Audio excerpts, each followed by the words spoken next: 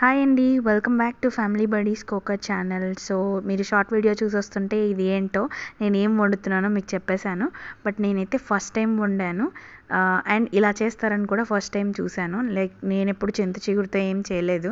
So అత్తయ్య చూపించారనమాట. చింత చిగురు ఇట్లా ఆకులు తీసుకొని ఇలా నలుపుకోవాలి, దాని చెత్త తీసేసేయాలి, ఇవన్నీ తను చెప్పారు. సో ఆవిడ చెప్పినట్టే చేశాను. సో అలా నేను చింత చిగురు ఎండి చేపలు ఎలా వండానో మీరు నాతో పాటు చూసేద్దురు రండి. సో ఇవి ఎండి చేపలు అండ్ ఈ ఎండి చేపల్లో కూడా మనకి ఉంటాయి అన్నమాట. లైక్ ఇప్పుడు తలకాయ తోక ముక్కలు కూడా ఉంటాయి, అవి కూడా వేసుకోవాలి. సూప్లో టేస్ట్ వస్తే మనకి ఎక్కువ తినడానికి లేకపోయినా మిగిలిన పీసెస్ అన్నీ కలుపుకొని తినొచ్చు. సో ఇవి చెప్పాను కదా ఎండి చేపలని. సో మనం వాష్ చేసుకోవాలి, ఎందుకంటే అవి ఎండబెట్టినప్పుడు దుమ్ము అవి డస్ట్ పడి ఉంటాయి అండ్ అలాగే సాల్ట్ ఎక్కువ వేసి ఎండబెడతారు. సో అందుకని చెప్పేసి దాన్ని వాటర్ పట్టి స్టవ్ మీద పెట్టుకున్నాను. తర్వాత దీనికి 3 ఆనియన్స్ సరిపోతాయి. సో ఆ 3 ఆనియన్స్ నీట్గా పీల్ చేసి చిన్న చిన్న ముక్కలుగా కట్ చేసుకుంటే మనకి కర్రీ బాగా వస్తుంది అంటారు. సో అందుకని చిన్న చిన్న ముక్కలుగా కట్ చేసుకున్నాను. ఇది కట్ చేసుకునే లోపు వెనక మావాడు ఏదో హంగామా చేస్తున్నాడండి. అది ఏం హంగామానో నాకు అర్థం కాలే కాసేపు. తర్వాత ఏంటా అని మెల్లగా ఆలోచించి వెనక్కి తిరిగి చూస్తే ఏం చేశాడో మీకు ఈ వీడియోలో చూపిస్తాను. ఈ లోపు పొంగు వచ్చింది. సో ఇలా పొంగు వచ్చేంత వరకు ఎండు చేపలు అలా ఉడకబెట్టుకున్నట్టు చేయాలి. తర్వాత ఆఫ్ చేశాక మావాడు ఏం చేశాడు తెలుసా, బయట బట్టలు ఆరేసిన స్టాండ్ ఉంది, దాన్ని తెచ్చి మడత పెడదామని చెప్తా ఏం చేశాడో చూడండి.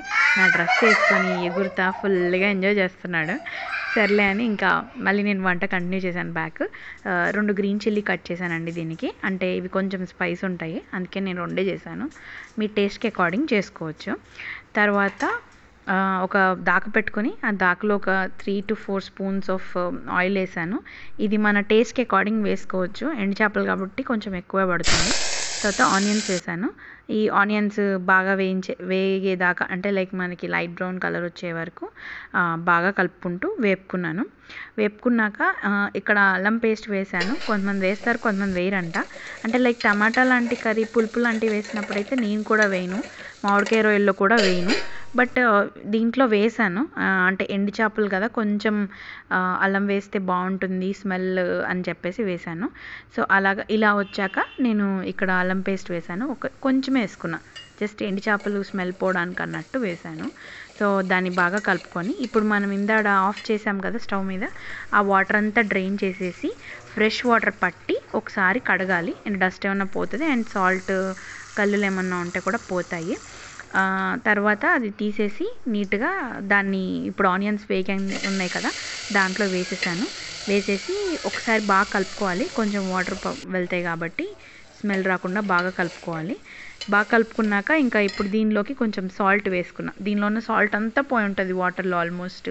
సో అందుకని కొంచెం సాల్ట్ అండ్ కొంచెం పసుపు, దానికి తగినంత కర్రీకి తగినంత కారం.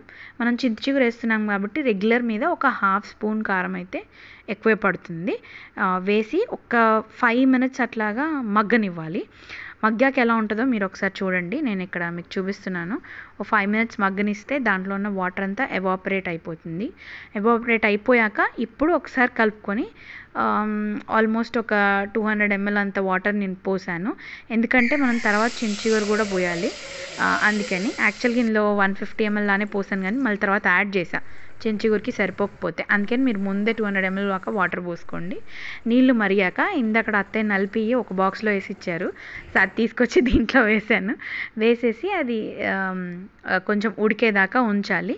మీరు చూడండి, చూపిస్తాను ఎంతవరకు ఉంచాను అనేది. ఎవ్రీ 5 minutesకి ఒకసారి కలుపుకుంటూ ఉండాలి. నేనైతే ఇక్కడ టేస్ట్ కూడా చెక్ చేసుకున్నాను, నాకు సాల్ట్ కారం అన్నీ సరిపడినట్టే అనిపించినాయి. లైట్గా అన్నంలోకి తక్కువ అనిపిస్తే కొంచెం సాల్ట్ వేసాను.